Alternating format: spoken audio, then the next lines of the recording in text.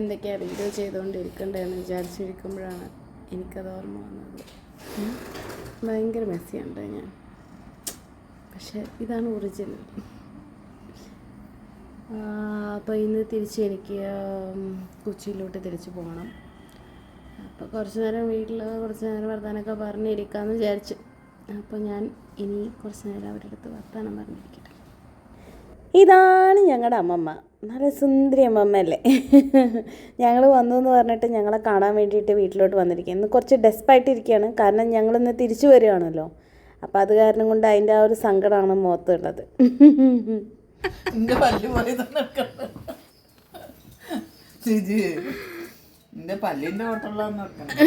എടുക്ക് കാണിക്കാമേ ചിരിക്ക്.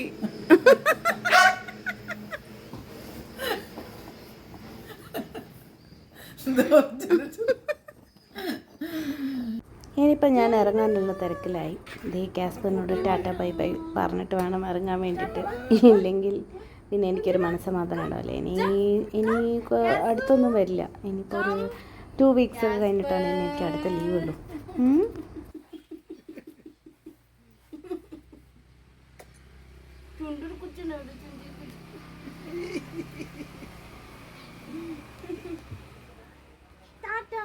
ഇനിയിപ്പോൾ അവൻ്റെ അടുത്ത് ടാറ്റ ബൈ ബൈ പറഞ്ഞിട്ട് ഇനി ഇറങ്ങും. ഇനിയിപ്പോൾ അവൻ്റെ അടുത്ത് ഇതവൻ്റെ സ്ഥിരം കാർ നന്നായിട്ടിരിക്കും. ബൈ.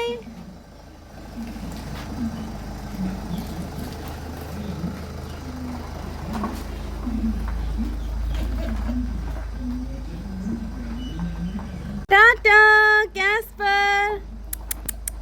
കാസു, you're going?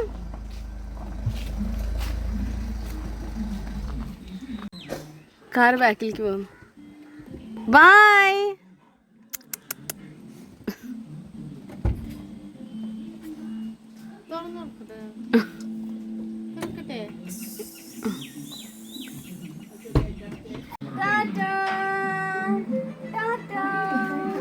ടാറ്റ പറച്ചിൽ കുറച്ച് നേരമായി നടക്കുന്നു, ഇറങ്ങുന്നില്ല. ടാറ്റ പറയുന്നു വീണ്ടും ഇരിക്കുന്നു, ടാറ്റ പറയുന്നു വീണ്ടും ഇരിക്കുന്നു. ഇത് തന്നെയാണ് കുറേ നേരമായിട്ട് നടന്നുകൊണ്ടിരിക്കുന്നത്. ഇനിയിപ്പോൾ അവൻ വീണ്ടും ഞങ്ങളുടെ പിന്നാലെ വരും കേട്ടോ. അവൻ കാറ് ആരെങ്കിലും കാർ എടുത്തു കഴിഞ്ഞാൽ അപ്പം അവൻ അതിൽ വന്നിരുന്ന് അവനെയും കൊണ്ട് പുറത്തേക്ക് പോകണം. ഇതാണ് അവൻ്റെ സ്ഥിരം പണി. ഇപ്പം ദേ വീണ്ടും വരും കേട്ടോ അവൻ. കണ്ടോ, ഇപ്പോൾ വരെ മമ്മി ഗേറ്റ് തുറക്കാൻ വേണ്ടി കാത്തിരിക്കുകയാണ്. ദേ കണ്ട ഞൊഞ്ഞ് കയറുന്ന കണ്ടോ. ഇതവൻ്റെ ഇനി നമ്മൾ അവൻ്റെ അടുത്ത് പറയണം, പോ മതി കഴിഞ്ഞു, ഇത് ഞങ്ങളാണ് പോകുന്നത്, നീ ഇല്ല എന്ന് പറയണം. ഇപ്പോൾ ദേ അവൻ തിരിച്ചു പോകട്ടോ. പോയി കഴിഞ്ഞു. ഇപ്പോൾ മനസ്സിലായി, ഇനി എന്തായാലും അവനെ കൊണ്ടുപോയില്ല എന്നുള്ള കാര്യം മനസ്സിലായിട്ടുണ്ട്. ഇനി പോവും. ഇനിയിപ്പോൾ ഞങ്ങളെല്ലാവരും പോയി കഴിഞ്ഞാൽ കുറച്ച് നേരം ഒന്ന് സങ്കടപ്പെട്ടിരിക്കും. അങ്ങനെ അവസാനത്തെ ടാറ്റ പറച്ചിൽ അമ്മമ്മയുടെ അടുത്തായി. അങ്ങനെ അമ്മമ്മയുടെ അടുത്ത് ടാറ്റ പറഞ്ഞ് കുറച്ച് ഇനി വരുന്നോ, കൊച്ചിയിലോട്ട് വരുന്നോ എന്നൊക്കെ ചോദിച്ചപ്പോൾ അമ്മമ്മ പറഞ്ഞു, ഇല്ല ഞാൻ വരുന്നില്ല, എനിക്ക് കൊച്ചിയൊന്നും ഇഷ്ടമല്ല, അമ്മമ്മയ്ക്ക് നാട്ടിൽ നിൽക്കാനാണ് ഇഷ്ടം. അമ്മമ്മയ്ക്ക് കൊച്ചി ഇപ്പം എൻ്റെ അടുത്ത് വന്ന് നിന്നാലും ഒരു 1 ഡേ 2 ഡേ കഴിഞ്ഞ് കഴിഞ്ഞാൽ അമ്മമ്മ പറയും, അയ്യോ എനിക്ക് തിരിച്ചു പോകണം, എനിക്ക് വയ്യടി, എനിക്ക് പോകണം എന്ന് പറഞ്ഞിട്ട് അമ്മമ്മ ഇതാക്കും. ഇതാണ് എൻ്റെ വീടിൻ്റെ മുൻവശം എന്ന് പറയുന്നത്. ഇതാണ് ഞങ്ങളുടെ സീനറി. നല്ല രസമല്ലേ?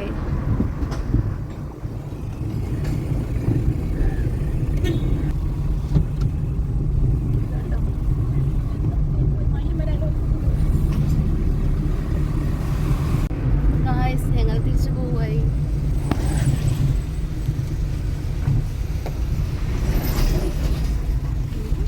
ഇതാണ് ഗായ്സ് ലീഡ് കോളേജ് എന്ന് നിങ്ങളെല്ലാവരും കേട്ടിട്ടുണ്ടോ എന്ന് എനിക്കറിയില്ല, പക്ഷെ ഭയങ്കര ഫേമസ് ആയിട്ടുള്ളൊരു കോളേജാണ്.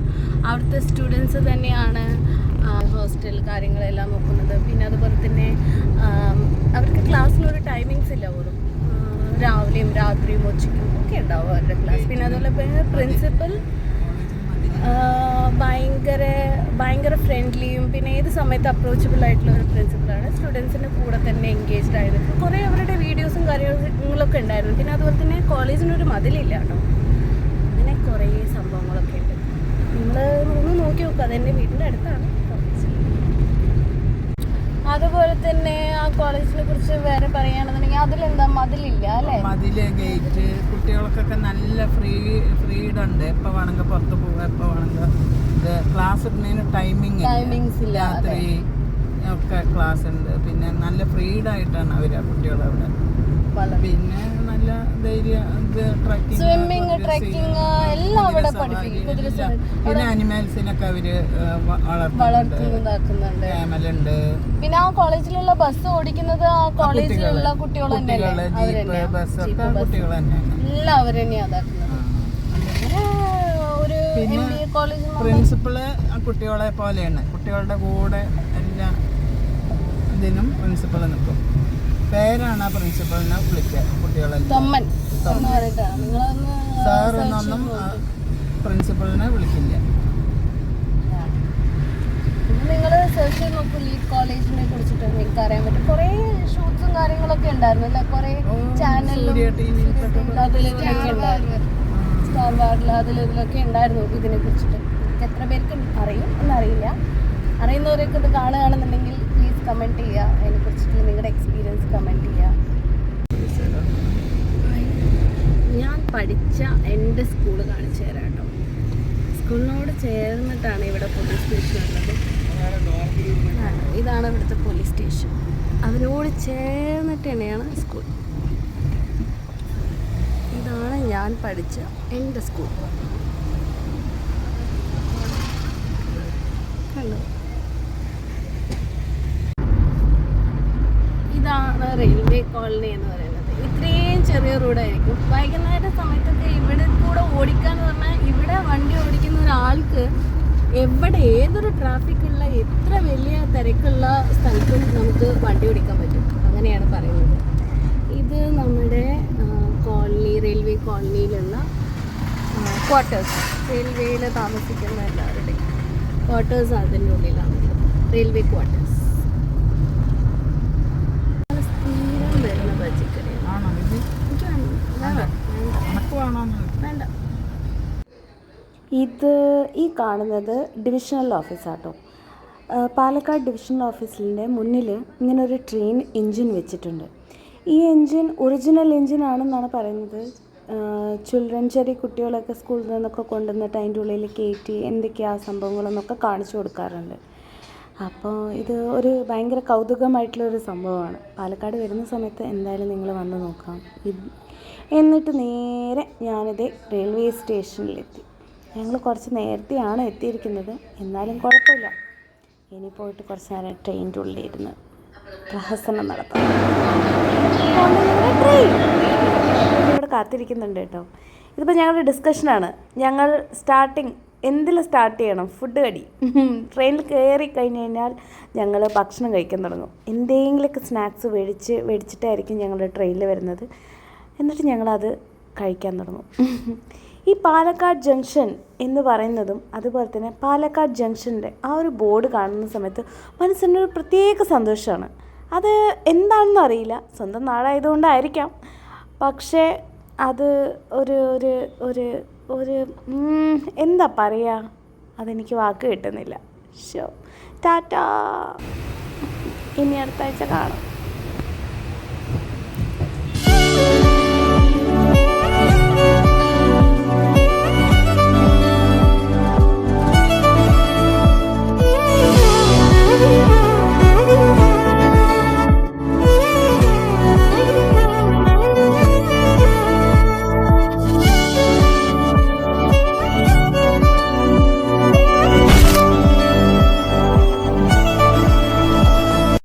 ഹോസ്റ്റലിൽ നിൽക്കുന്നവർ അല്ലെങ്കിൽ വേറെ എവിടെയെങ്കിലും ജോലിക്ക് പോകുന്നവർ അവരൊക്കെ വീട്ടിൽ നിന്ന് വെക്കേഷൻ കഴിഞ്ഞിട്ട് തിരിച്ച് പോകുമ്പോൾ ഒരു മുഖത്തൊരു സങ്കടം ഉണ്ടാവും. ആ സങ്കടം കേട്ടോ ഇപ്പോൾ ഇവളുടെ മുഖത്ത് കാണുന്നത്.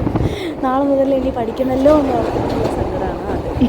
ഇതാണ് നമ്മുടെ ഭാരതപ്പുഴ. കുറേ മൂവീസ് ഇവിടെ വെച്ചിട്ട് ഷൂട്ട് ചെയ്തിട്ടുണ്ട്. ഭാരതപ്പുഴ എത്തുന്ന സമയത്ത് എപ്പോഴും നമ്മൾ പുറത്തുനിന്ന് എന്താണെന്നറിയോ, ഭാരതപ്പുഴയിൽ വെള്ളം തോന്നും. അതൊരു ആചാരം കേട്ടോ. അങ്ങനെ നമ്മൾ നമ്മുടെ ഫ്ലാറ്റിലോട്ട് എത്തി. ഫൈനലി എത്ര നേരമായി ട്രെയിനിലിരിക്കുന്നു. അങ്ങനെ ആ ഫ്ലാറ്റിലെത്തിയതിൻ്റെ ഒരു സന്തോഷമാണത്. കഴിഞ്ഞല്ലോ യാത്ര എന്ന് പറഞ്ഞിട്ടാണ്.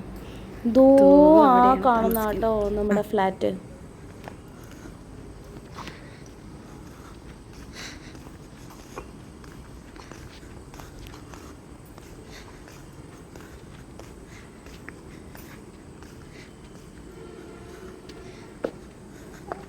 ഈ ഫ്ലാറ്റിൽ ഞാൻ ആദ്യം ടെനൻ്റായി താമസിക്കുന്ന സമയത്ത് ഞാൻ ഒരിക്കലും വിചാരിച്ചില്ല കേട്ടോ ഇവിടെ ഞാനൊരു ഫ്ലാറ്റ് വാങ്ങിക്കും എന്ന്.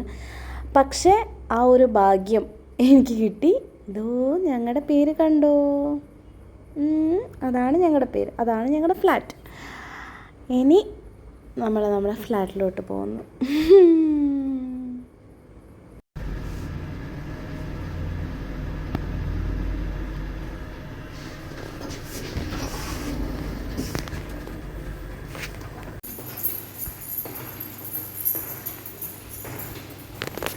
വീടിനകം കാണിച്ചു തരാൻ പറ്റുന്ന ഒരു കോലത്തിലാണെന്ന് എനിക്ക് തോന്നുന്നില്ല ഗൈസ്. കാരണം ഞാൻ ഫ്ലൈറ്റ് കഴിഞ്ഞ് നേരെ പോയത് കൊണ്ട് ഒന്നും വൃത്തിയാക്കിയിട്ടില്ല. ഫുൾ മഹാമോശത്തിലാണ് ഇരിക്കുന്നത് വീട്. അപ്പോൾ വീടിൻ്റെ അകത്തെ ഹോം ടൂർ വേറെ ദിവസമാവും.